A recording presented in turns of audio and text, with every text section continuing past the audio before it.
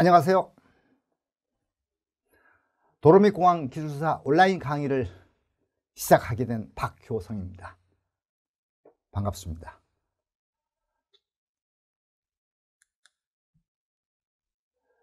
이 도로공항 기술사 시작하기에 앞서서요, 잠시 교육 과정을, 이 온라인 과정을 어떻게 진행할 건지 이 내용에 대해서 몇 가지 한번 짚어보고 본 강의를 시작하는 게 좋을 것 같아서요, 제가 준비한 게 있습니다. 한번 시작해 보도록 하죠. 우선 교재 안내하는 것부터서요, 몇 가지만 이렇게 간단하게 언급하고 시작하도록 하겠죠. 우선 이 강의하려면, 온라인 강의하려면 교재가 있어야 되잖아요. 이 교재는요, 지난 5월 달에 발간된, 여기 출판사 성안당에서 발간된 이 책입니다. 스마트 도로공항 기술사. 표지도 이쁘죠? 이 마킹 보면요, 오른쪽 아래 여기 붙어 있잖아요. 이거 저자, 이거 마킹, 이 러닝 마킹. 지금 이거 하자는 겁니다. 지금 이거.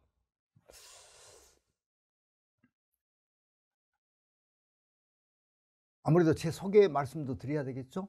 여기 도로공항 기술사 준비하신 분들, 제가 오랫동안 한 20여 년 이상 직무교육 강의도 했고 후토부에 쭉 근무했기 때문에 아마 저하고 안면 트신 분들도 여기 앉아, 여기 지금 접속하셨으리라고 보는데요, 제 개인 신상 명세서보다도 저는 쭉 국토부에 근무하면서 업무하면서 아무래도 이 공학 전공하고 기술직 공무원이다 보니까 제 전공 분야에 공부를 해야 되겠죠. 그래서 제가 우리 토목시공 기술사하고 도로공항 기술사 쪽에 쭉 관심이 많아가지고 자기 취득하면서부터서 많은 자료들을 제가 축적해 놓은 게 있었고요.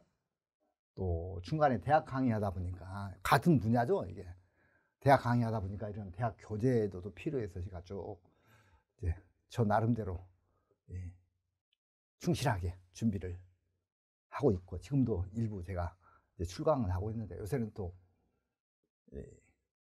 코로나 시국이다 보니까 직접 제가 대면 강의하는 것은 제 스스로가 조금 자제를 하려고 하고, 이렇게 온라인 강의하면은 재밌잖아요. 자, 한번 보죠. 제 신상 자료 말씀드렸으니까 제가 이 강의를 하게 된 배경이랄까, 제 어떤 업무 경험으로 보면요, 제가 후토부에 재직하면서 이같이 이제 대청댐, 이제 합천댐부터 시작해가지고 사우디 대사관 근무하면서 우리 업체들 수주 지원하는 업무부터 해가지고 토지국에서 공업단지 조성, 또 이렇게 상하수도 내지는 이 영국 유학 가서 이제 GIS 측지 이쪽으로 이제 석사과정으로 쭉 공부하고, 또 귀국해가지고 잠시 기간이 빌 때 이렇게 보직 들어오면 잠시 또 이제 인사발령 날 때까지 대기해야 되거든요. 하다 보니까 또 그 당시 제가 시작할 때는 건설부였는데 이 당시 이제 국토부 이제 건설 교통부하고 합쳐져 가지고 이제 건설교통부로 부처 이름이 이제 부처가 이제 통합이 되고, 퇴직할 때는 국토해양부지만 지금은 또 뭐 국토교통부 부처 이름이 몇 번 바뀌었지만은 그 하는 업무는, 정책 업무는 같다고 봐야죠. 업무 영역이 넓어진다고 봐야 되는 거죠. 그래서 건설부에서 건설교통부로 지시개편 하면서 제가 이제 귀국을 해가지고 어떻게 해보지도 않은 이제 인천공항이 그때 이제 막 이제 준비단이 발족될 때 얘기입니다. 그래서 이렇게 거기에 임시로 이제 파견 나가서 합류해가지고, 듣도 보도 못한 또 이제 비행기나 탈 줄 알았지 공항 그렇게 제가 업무를 할 줄은 또 몰랐죠. 이제 이렇게 하면서 배우기도 하고, 그리고 또 이제 많은 사고 났을 때 저기 어딥니까, 저 성수대교 붕괴되고 삼풍배까지 무너지고 올 때 제가 그 업무 담당했거든요. 그래서 시설물 안전관리 특별법을 중심으로 해가지고 또 이제 책임감리 건설 사업관리 CM 도입할 때 하던 거, 내지는 또 교통 쪽 업무입니다만은 KTX 경부 고속도로 그 업무 쭉 참여하다가, 또 이제 지도 제작하는데도 이 업무 이제 공부하다 보니까 또 이렇게 지도 제작하는데도 직접 지리원에도 근무하다가, 또 이제 도로 시설국장 하면서 이제 경기도 일원 서울청 관할 전체 도로 업무를 쭉 주관하다가 하면서 제가 많은 업무들을 이제 배우고 연구하고 노력하고 했는데요, 제가 말씀드리고 싶은 것은 제 이런 업무를 해온 것 중에 제가 못한 게 있어요. 못한 게. 감리단장도 못 해봤고요. 저는 현장 시공 소장도 못 해봤어요. 기회가 없더라고요. 대신 저는 이제 이렇게 정책 업무를 하다 보니까는 이렇게 페이퍼워킹, 이제 글로 보고서 쓰고 뭐 이제 논문 쓰고 이제 하는 기회가 많다 보니까 이 자리에 서게 됐습니다. 그래서 기술사 준비하신 분들께 제가 알고 있는 이제 현장 소장은 아니고 이제 감리단장도 안 해봤지만 현장에 제가 자주 접했으니까 그쪽 입장에서 어떻게 기술사를 이제 좀 남보다 한 번이라도 덜 보고 취득할 수 없겠는가, 막 그런 측면에서 제가 한번 준비를 해봤습니다.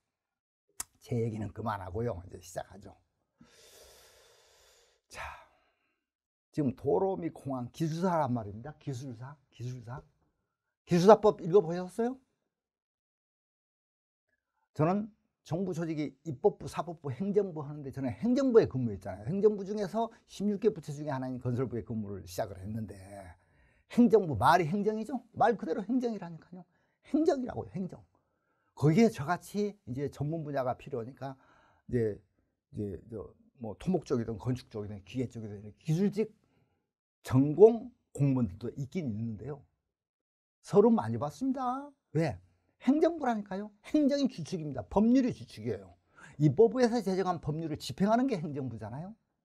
하다 보니까요, 행정부에 근무하면서 저희 같은 전문직들은 왜소함을 느끼고, 때에 따라서는 행정을 모르니까 관련 법률을 모르고는 업무를 할 수가 없어요.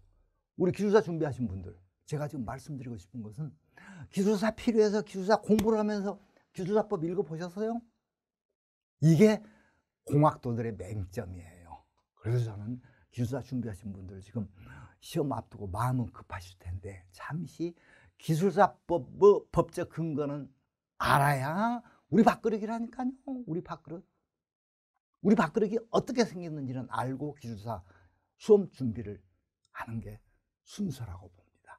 우선 기술사법은 그래서 과학기술정보통신부, 이름도 길죠. 과기처에서 과기부로 해서 뭐 교육부에 붙어 있다가 뭐 딴 데로 붙어 있다가 뭐 왔다 갔다 하더만 이제 정보통신부, 예전에 최신부죠. 그쪽으로 붙어가지고 과학기술 부처가 흐릿해져 버렸는데, 어쨌거나 현재 정부조직법에 의한 과학기술정보통신부 소관 기술사법을 보시면은 기술사를 뭐라고 정해놨습니까? 우리를 뭐라고 법률적으로 표현합니까? 제2조를 정확하게 읽어보실래요? 한번? 기술사란 해당 기술 분야에 관한 고도의 전문 지식과 실무 경험에 입각한 응용 능력을 보유한 사람으로서 국가기술 자격법에 의한 기술사 자격을 취득한 사람, 이렇게 되어 있습니다. 그러면 국가기술 자격법은 어떻게 되어 있습니까? 이것은 과기부 소관인데 이 법이 고용노동부로 위임이 됐어요.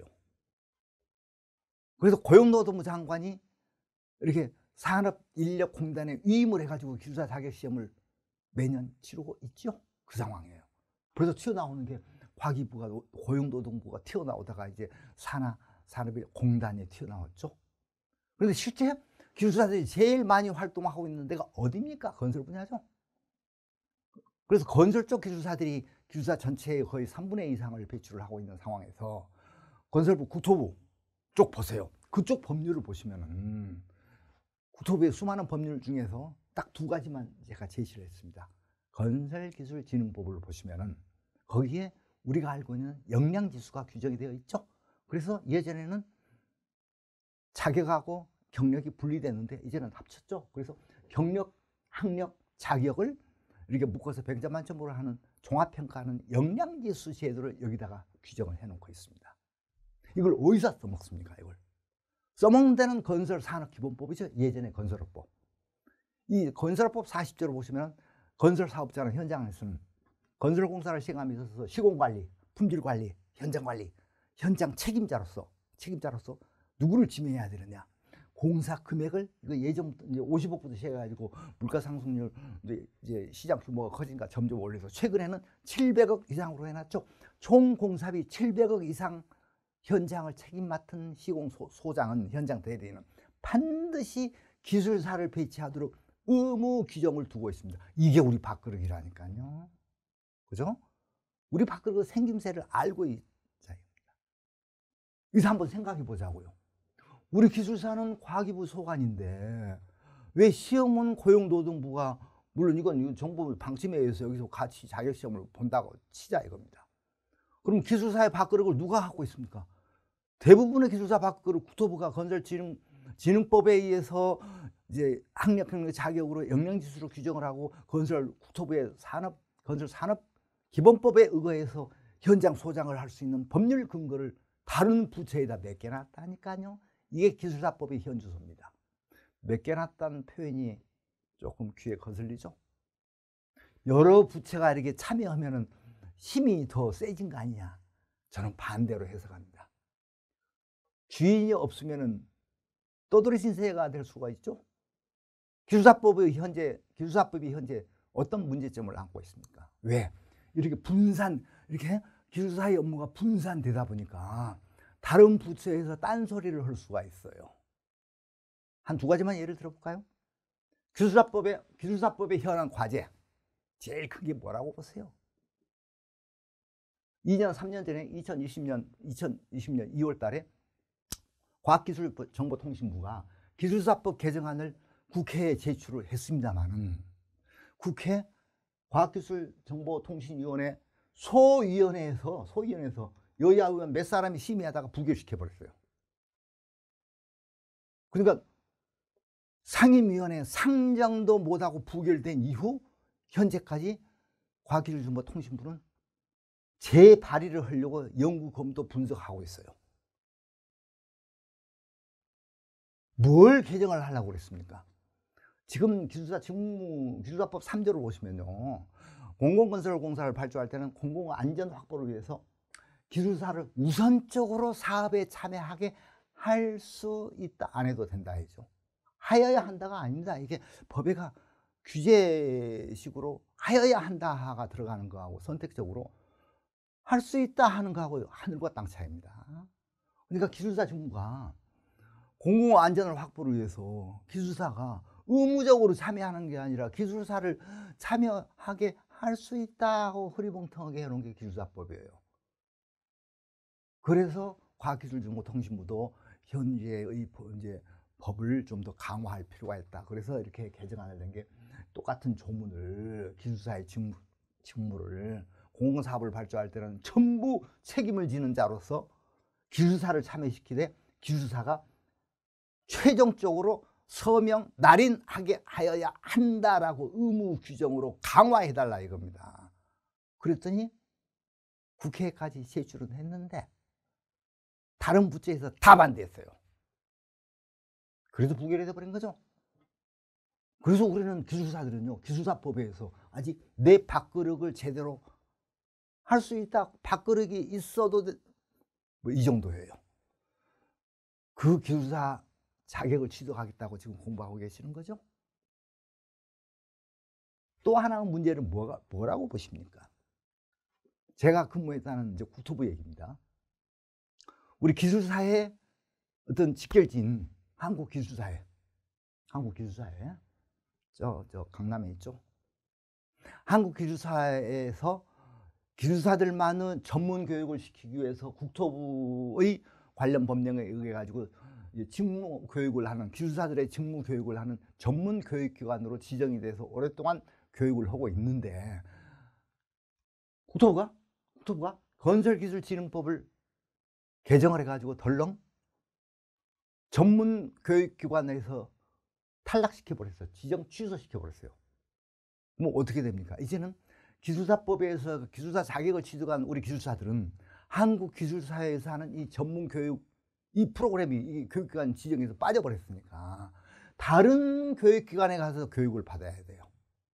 그럼 국토부에 관련 법령을 보면 교육기관이 전문교육기관이 있고 일반 종합교육기관이 있는데 여기서 종합교육기관을 이제 빼고 제가 이런 데 쭉 강의를 했습니다만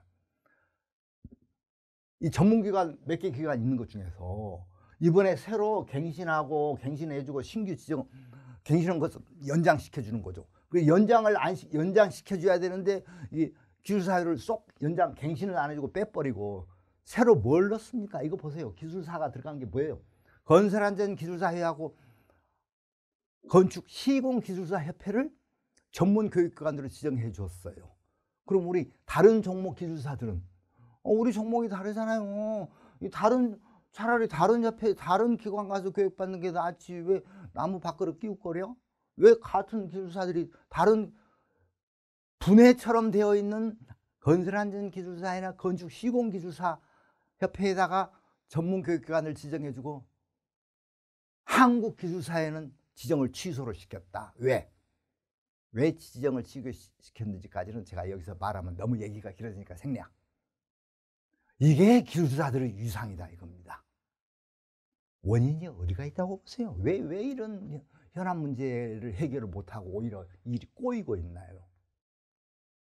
원인은요, 기술사법이 1963년에 태동될 때부터의 원인을 한번 생각해 볼 필요가 있습니다. 제가 말 길게 않겠습니다. 짧게 얘기합니다. 그럴 때는 기술사법을 자격을 공식적으로 인정해주는 단순한 권유, 조성, 권고법이에요. 규제법이 아니라고, 규제법.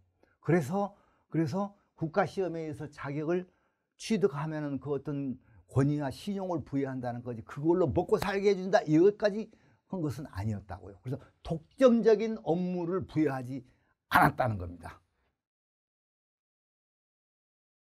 그럼 독점적인 어떤 기술사법의 어떤 범위는 뭐냐?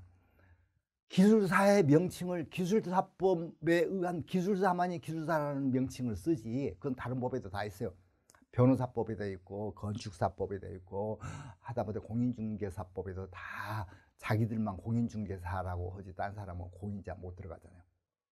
다른 법하고 똑같이 자격만 인정해주는, 독점적인 인정해주는 뿐이지 업무 영역이 명확하게 그어진 것 없이 기술사의 업무를 자연과학의 모든 영역을 광범위하게 설정하다 보니까는 13개 분야 64개 영역으로 해서 기술사 종목이 오늘날 84개 종목으로 나눠져서 세부적으로 시행되고 있는 현실입니다. 그래서 밥그릇은 누가 챙기고 있느냐? 아까 말씀드린 듯이 국토교통부에서 700억 이상 현장 수상은 기술사만이 해야 된다. 학력경의 자격을 반드시 갖추어야 된다. 그래서 자격은 학력하고 똑같이 경력하고 40점, 자격 40점에서 자격 40점을 다른 부처에서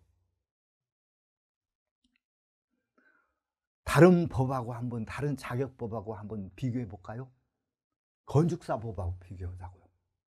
기술사법하고 건축사법하고. 건축사법은 국토부법이죠. 국토부가 얼마나 국토부 입장에서는 건축사가 자기 새끼라는 표현이죠. 그러는데 저희들은 그런 얘기해요. 우리 새끼니까 챙기자는 뜻이에요. 건축사법은요, 철밥통을 갖고 있습니다. 기술사법에 비교해 볼까요? 자, 기술사는 아까 말한 대로 과학기술 부분에서 해서 응용 능력과 이렇게 자격을 얻은 자 이러고 말았는데, 자격을 얻은 자라니까 자격을 부여했다는 얘기입니다. 기술사법에서는. 건축사법은 뭐라고 건축사를 정의했습니까? 건설부 장관이 면허를 받아가지고, 이거 최초 법을 얘기한 겁니다. 최초. 1963년에. 비수덕이 제정돼서요. 63년 11월이고 63년 12월이고 한 달 사이에 법이 최초에 제정될 때 얘기해요. 건축사란 건축물을 설계와 공사 감리 등의 업무를 행하는, 딱 해줬죠? 건축물의 설계와 공사 감리를 하라 이겁니다. 이 공사 감리가 지금은 이제 책임 감리, 건설 사업 관리 그렇게 발전이 된 거죠. 건축사는 건축물에 관한 완벽하게 업무를 행하는 자라고 법으로 정의를 해놨습니다. 그래서 시험의 종류도 기술사법에서는 딱 기술사의 예비시험, 본시험으로 이렇게 해놨죠. 건축사에는요, 또 건축사가 자기 새끼를 또 챙겨놨어요. 1급 건축사, 2급 건축사로 구분을 해놓고, 이 건축사법을 보면은 1급이죠. 우리 건축사. 2급 건축사는 지금 이제 건축사보 내지는 이제 건축기사 이런 측면으로 보면 되겠죠. 그래서 1급 건축사가 아니면 할 수 없는, 부정을 두고 는 거죠. 그러니까 건축사가 할 수 있는 공사감리 설계 업무가 아니라 1급 건축사가 아니면 할 수 없는 2번의 부정을 했다는 것은 엄청 강조를 했다는 거죠, 법률적으로.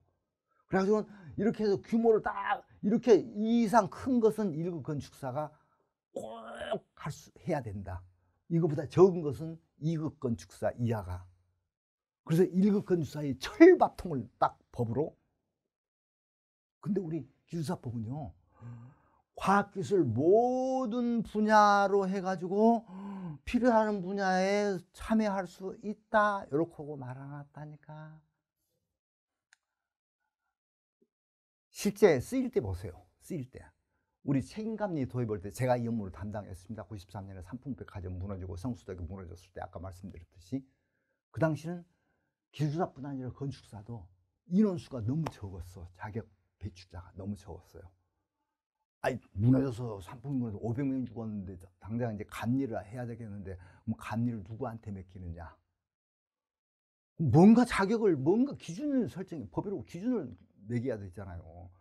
근데 자격이 모자라서 할 수 없이 현장 근무 경력을 자격하고 동등하게 인정해주는 현장 업무는 이 설계대로 하는 시공만 보는 거기 때문에 현장 근무 경력만 충분하게 갖춘 자가 현장에서 설계대로 하는지 확인만 해주도록 하는 감리 제도를 도입하겠다, 이런 취지로 없는 자격자 배출할 때까지 기다릴 시간이 없어서 서둘러서 이제 학경력 인정기술사라는 제도가 태동된 게 그거죠. 누가? 제가 그 업무를 했다니까요. 저도 그래서 많이 저 한국기술사에 내지는 다른 부처로부터 과학기술부로부터 엄청 눈총을 비난을 받았습니다만 저도 기술사면서. 근데 2014년에 이제 감리를 건설사업관리 CM으로 이제 업그레이드 시킬 때 이 상황은 이때하고 감리 도입할 때 학경력 인정기술사 도입할 때고 상황이 달랐죠. 왜? 기술사들이 좀 많이 배출이 됐다니까. 많아졌어요. 이제 그 이후에 많이 배출이 돼. 그래야 되는 겁니다. 이제 기술사들이 많이 배출되다 보니까 또 어떤 문제가 돼요. 이제는 우리 용역회사든 시공회사건 이면 전무도 기술사고 부장도 기술사고 대리도 기술사, 과장도 기술사라니까. 그럼 뭐가 다르겠습니까? 경력이 차이가 있죠? 그래서 이제는 업무할 때 회의하면요, 저 옥토비스도 불러 같이 모이면은 명함이가, 아니 오늘 임원도 기술사고 밑에 보조하고 이제 브리핑 한다고 뭐 자료 서로 옆구리 끼고 오는 직원도 보면은 이제 무슨 부장 과장인데 기술사라니까. 지금은 그래요. 차이점이 경력이죠. 그러니까 경력이 중요해지는 거죠. 그래서 이제 역량지수라는 것을 도입을 해가지고 종합적으로 평가하자, 이제 시대가 이렇게 된 거죠. 그러니까 이제 또 이제 과학기술부 쪽에서는 서운해하죠. 반대하는 거죠. 자격이면 자격 가진 자가 100% 해야 되는데 왜 경력을 갖다 붙이느냐. 자꾸 이제 서운하다고 이제 반대 의견을 하는데, 이제 국토부 입장에서는 기술사가 많이 배출돼야 되니까 그 중에서 상하를 좀 구분해야 되겠다, 이제 이런 논리고. 다른 이제 그래서 역량지수가 이제 제 건데요, 제 건데. 그래서 여러분들 저 역량지수 등록하고 계시잖아요. 한국기술인협회. 제까지 다운받은 이거. 그래서 이게 제 거 보면 세 분야죠. 설계시공 분야, 품질관리 분야, 건설사업관리 분야. 이렇게 다 뭐 98점 몇 점 뭐 나올 수 있는 게 98점 몇 점 이렇게 90점 이상 대가 나올 수 있는 게, 자격이 없으면 경력만 갖고는, 학력만 갖고는 60점대밖에 안 나오잖아요. 그 얘기.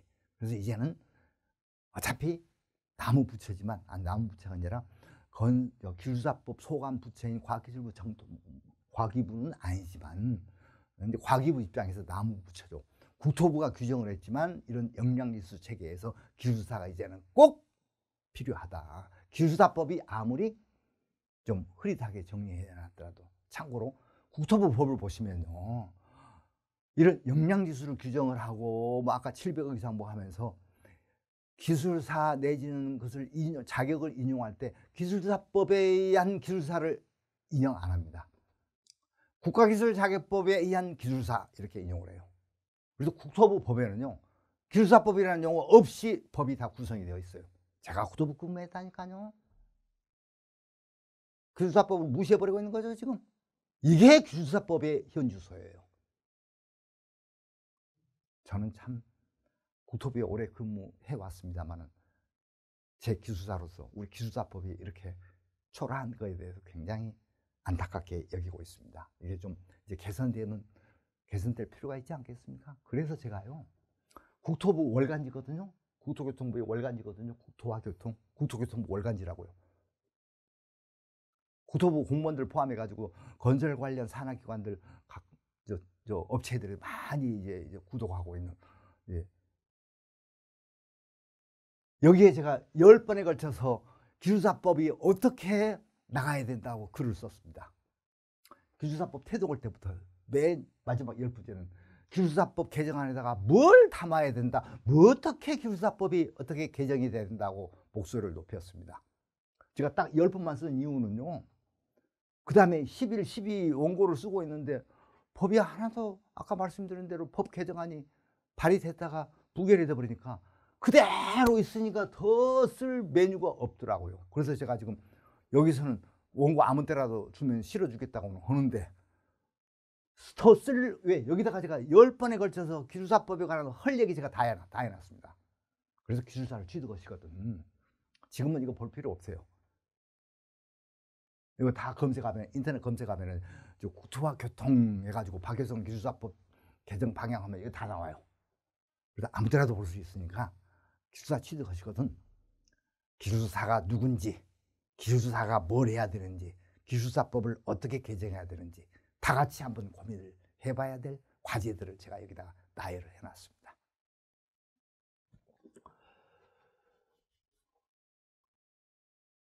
이 기술사법이 지금 어떻게 개정이 되고 있냐면요, 제5차 기술사 제도 발전 기본계획을 과기부는 가지고 있죠.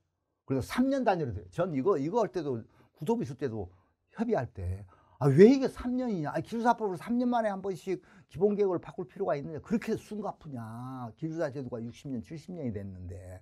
그러지 말고 정부는 장기 기본계획은 10년이고 중장기계획은 10년 내지 5년이잖아요. 한 5년으로 하면 안 돼? 저는 오래전부터 이거 부처 협의할 때 저는 하는데 안 받아주네. 왜 이렇게 3년에 한 번씩 뒤집으려고. 금년이 끝나는 거예요 지금. 이제 그 12월 됐는데 이제 내년에는 또 제 6차가 나오려는지. 근데 지금 3년이 아니라 5년으로 늘리겠다고 기술사법 개정안을 발의했는데 그게 부결이 돼가지고 지금 내년에 제 6차 기본 기술사 제도 발전 계획이 또 나올 겁니다. 나오는데 아직 또 못 푼 숙제가 있어요. 제가 숙제를 여기다 제시했다니까. 기술사 종목을 아까 84개 종목으로 세분화된 것을 앞에 것처럼 앞에 그 스타일로 16개 종목으로 통폐합하자는 거죠. 이런 식으로. 그래서 이제 도로공학 기술사 이렇게 쭉 이제 토목 분야에서 이제 14개 분야가 있는데, 여기서 이렇게 토목 하나로 묶고 이렇게 건설 공학 해가지고 몇 개 분야로 건축 이렇게 이제 묶자는 겁니다. 이거 필요해요, 저는. 이건 방향 잘 잡았어요. 딱 이렇게 해야 됩니다. 근데 현재 기술사법 개정안이 부결이 된 바람에 이게 묶여가지고 지금 기본계획도 지금 어정쩡하게 있는데, 이게 언젠가는 이거 이렇게 종목이 통폐합은 될 겁니다. 이게 일본도 그렇게 하고 있죠? 미국도 이렇게 하고 있죠? 다른 나라하고 맞춰야 되는 거예요. 왜? 우리가 해외 시장을 얼마나 많이 나갔습니까? 그러니까 이제 국제 기준에 맞춰야 돼요. 우리는 너무 이렇게 기술사법을 욕심껏 해가지고 방만하게 해놓은 게 이제 뒤늦게 이렇게 국제 기준에 맞게끔 하는 것은 방향을 잘 잡았다고 봅니다. 이렇게 돼야 됩니다. 예를 들면요, 미국 기술사 보세요. 미국 기술사는 딱 17개 종목이죠? 그래서 토목공학 하나라고, 구조공학 하나고, 토목 분야는 여기서 17개 중에서 딱 2개 분야로 끝나요. 구조에는 뭡니까? 여기 건축도 여기 다 들어오는 거죠? 근데 건축구조, 토목구조가 나눌 필요가 없는 거죠. 일반 건축 교량이나 고층 빌딩이나 초고층 교각이나 높은 굴뚝이나 힘 받는 건 똑같잖아요. 그래서 구조공학, 토목공학은 끝이에요. 왜 이렇게 돼야 됩니까? 제가 사우디 대사관 근무할 때 현장 가면요, 유럽이나 미국 엔지니어들은 기술사 PE죠. 프로페셔널 엔지니어. PE 한 사람이 와서 다 쥐었는데 우리는 그게 안 돼요. 종목이 세분화됐으니까 시공도 가고 안전도 가고 구조 가고 토질 가고 기초 가고 해양 항만 가고 국제 기준에 안 맞는 거예요, 그것은. 그래서 이렇게 종목이 어차피 통합은 돼야 됩니다. 이렇게 한대요. 그러더라도 시험은 봐야죠. 시험은 봐야죠. 그래서 이제 시험 내용으로 들어가 보도록 하겠습니다. 그래서 시험 규정을 보시면 우리 알다시피 이제 1교시는 다단계가 2, 3, 4년 논술형으로 100분에 걸쳐서 4번에 걸쳐서 본다, 이런 규칙 이제 규정 하에서 이렇게 해서 출제 기준을 이렇게 기본계획, 아까 말씀드린 교사발전 기본계획 3개년 단위 금년에 끝나는데 그 기본계획을 보면은 이렇게 직무 내용을 내지는 시험 과목을 정리를 해놨습니다. 이렇게 명확하게 제시해놨습니다. 그럼 이게 기본계획이 바뀌면 또 이거 바뀐다? 안 바뀌어요. 지금 5차 기본계획인데 4차, 3차 기본계획 받아 이거 그대로 안 바뀔 겁니다. 이건 6차로 넘어가도 기본계획 6차로가 똑같아요.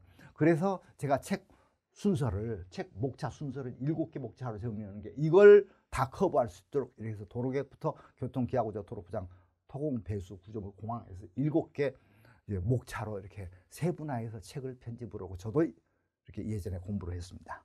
대부분 시중에 있는 도로공항 기술 책이 다 이런 배열로 그러죠. 똑같은 범위 내에서 해야 되니까. 그래서 세부적으로 이제 이 내용을 살펴보면요. 도로 관련 이 시험 범위가 도로 관련 분야, 공항 관련 분야 해가지고 이게 도로 관련 분야는 11개 분야, 공항 관련 분야는 16개 분야 이렇게 세분을 해가지고 컬러링 하는 게 뭡니까? 다 이게 읽어보면 모르는 소리 없는 거죠? 다 있는 얘기인데 거기다가 최신 동향이 딱 들어가요. 최신 동향. 이게 뭐죠? 공학이잖아요. 공학은 하루가 다르게 기술이 업그레이드 되죠. 최신 동향을 알아야 된다 이겁니다. 이거 출제하겠다 이 얘기예요. 지금 얘기는 최신 동향. 또 공통사항도 마찬가지예요. 이렇게 똑같이 3개 파트로 나누어서 이렇게 출제 기준을 제시를 하고 있는데 이제 공통사항에서 보더라도 이렇게 20개 공통사항 중에서도 딱 조그만하게 들어간 게 최근 정책 동향 들어갔잖아요. 그래서 도로 쪽이든 공항 쪽이든 최근의 정책의 기술의 동향을 출제하겠다 이런 뜻입니다. 이거 커버 안 하면 안 됩니다. 이게 단어 숫자로는 엄청 적은데 시험에서 차지하는 비중은 30%예요. 자, 이제 그래서 더 세부적으로 살펴보도록 하죠. 그래서 제가 이 교재를 이렇게 아까 말씀드린 대로 7개 분야로 해서 이게 세부 목차를 정해서 교재를 편집을 할 때 이렇게 첨단 정책 기술 이렇게 넣었는데 이거 하나 갖고는 커버하는 게 한계가 있어요. 왜? 첨단 과학 기술 정책이 항상 업그레이드해서 최근 게 발표가 되고 이렇게 연구가 되고 논문이 발표가 되는 거죠. 그걸 습득해야 된다니까요. 그게 출제가 된다니까요. 이렇게 지금 준비들을 하고 계시는 거죠.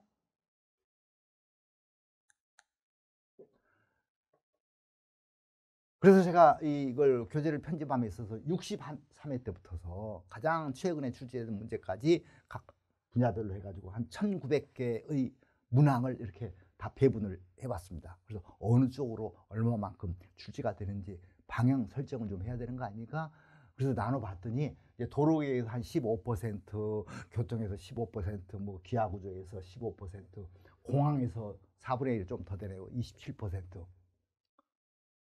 도로포장에서 16%, 또 이게 구조에서 5%, 토공 배수에서 7%. 비중이 이게 구조하고 토공 배수가 제일 적은데 이쪽은요 주로 뭘 출제한다? 계획 설계 분야죠. 시공 쪽은 안 들어갑니다. 왜? 토목 시공 기술사가 따로 있잖아요. 그래서 교량하면 교량 설계 조사, 어떤 교량의 형식 이걸 물어보는 거지 교량의 시공 방법을 묻지는 않아요. 범위가 그렇게 돼 있다고. 그래서 범위를 그렇게 구조물을 이쪽으로 토공 배수, 터널 교량 이런 구조물 할 때는 막 시공 공법까지 들여다볼 필요는 없어요. 이제 이와 같은 이제 패턴 하에서 교재를 하나하나를 장별로 나눠보면요. 글자가 너무 적어서 읽어보실 필요는 없고, 일장 도로계획은요. 왼쪽에 파란 글자가 이제 강의 50분 단위로 나누어지는 이제 강의 목차거든요. 강의 순서. 그래서 도로계획 같으면 6, 9, 11번에 걸쳐서 50분 단위 11번에 걸쳐서 52개 문제를 이렇게 이제 진행을 할 거고요. 이제 교통은 이렇게 9번으로 걸쳐서 나누어서 52개 문제를 진행을 하고 이렇게 해야죠. 이거 하나하나가 다 출제된 문제라니까요. 최소한 단답형 문제 내지는 이걸 풀었으면 논술형 문제가 되겠죠. 이거 하나하나가 다 시험 과목이에요. 그리고 기하구조는 이렇게 50개 문항을 이렇게 10회에 걸쳐서 진행을 하고, 도로포장은 50개 문항을 이렇게 9번에 걸쳐서 할 거고, 토공배수는 비중이 적으니까 38개 문제를 이렇게 6번에 나눠서 진행하겠습니다. 그리고 끝으로 이제 구조물과 같으면은, 아니 교량, 구조물과 같으면 교량, 터널, 콘크리트까지 여기 묶어서 이건 이제 8번 나누어서 진행을 하고, 7장 공항은 이렇게 60개 문항을 13번에 걸쳐서 진행을 하는데, 이걸 전부 누계를 하면은 352개 문항이, 이게 문제 수가 352개. 이게 뭘 의미하느냐? 우리 출제되는 게 31문제죠. 31문제 출제돼서 22문제를 기술을 하죠. 그러니까 쓰기로 보면은 22문제에 대한 352개 문제를 준비를 하자 이겁니다. 한 150% 정도, 한 15배 정도 되는 거죠. 1.5배 정도. 이 정도의 어떤 노력을 들이면은 다 합격할 수 있어요. 어느 정도로 이런 내용을 내 것으로 소화하느냐, 문제는 이제 우리 앞으로 이제 진행하면서 해보도록 하죠. 끝으로 제가 강조드리고 싶은 것은 제8장 최근 정책 동향입니다. 7장 공항까지 아까 말씀드렸어요. 그걸로 끝나는 게 아니라 좀 전에 출제 범위 나왔듯이 최근의 동향, 정책 동향을 출제 범위에 포함을 시켜놓고 있잖아요. 그리고 실제 출제한 걸 보면은, 제가 이 교재 서두에도 써놓은 것도 그 얘기인데, 기출 문제에서 70%, 최근 동향에서 30% 이런 정도의 출제 범위로 출제가 되고 있으니까, 기출 문제 방금 살펴봤던, 목차에서 살펴봤던 352문제는 기출 문제 70%에 해당된다 이겁니다. 나머지는 교재 커버가 안 되죠. 물론 제가 목차에 설명드렸듯이 첨단 기술을 담는다고 했지만, 거기에다 담아놓은 기술 말고도 그 이후에 또 업그레이드 되고 있잖아요. 그걸 놓치면 안 돼요. 그래서 그건요, 이 교재에는 이제 인쇄술에서는 담을 수 있는, 오프라인에서는 담을 수 있는 게 한계가 있는데, 온라인에도 좋은 게 이 점이죠.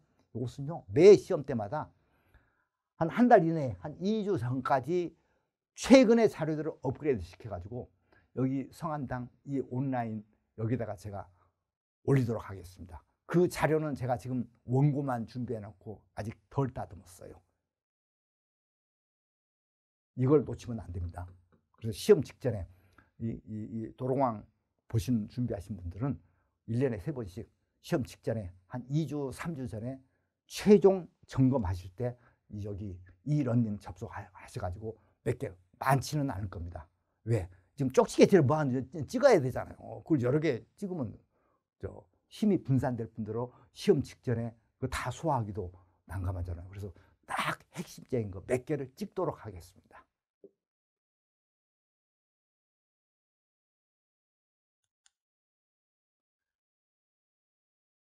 합격자 후기 한번 보실래요? 제가 운영하고 있는 기술자 자료 내려받기 여기 검색해 보시면 여기 이제 많은 분들이 매일 이렇게 접속들을 쭉 하고 계시는데요. 여기 맨 끝에 보면은 제 같이 지금 기술자 준비하고 있는 분이 이렇게 올린 게 있어요. 이렇게 필기시험 합격하고 나서 면접 실명으로 사진까지 같이. 이거 무슨 광고용이 아닙니다, 이게. 실제 이제 이렇게 공부를 열심히 해가지고 준비를 열심히 해서 이런 성과가 나오기까지 이제 지 노력한 거 포함해가지고 이 교육의 어떤 진행 방식 내지는 이제 교육 훈련 과정의 어떤 이제 요령이랄까 이제 뭐 이런 걸 글로 이렇게 쭉 써놨으니까요. 한번 보세요. 참고가 될 겁니다. 이상 안내 프로그램을 마쳤습니다. 그러면은 이어서 본 강의에 들어가도록 하겠습니다. 자, 시작하겠습니다.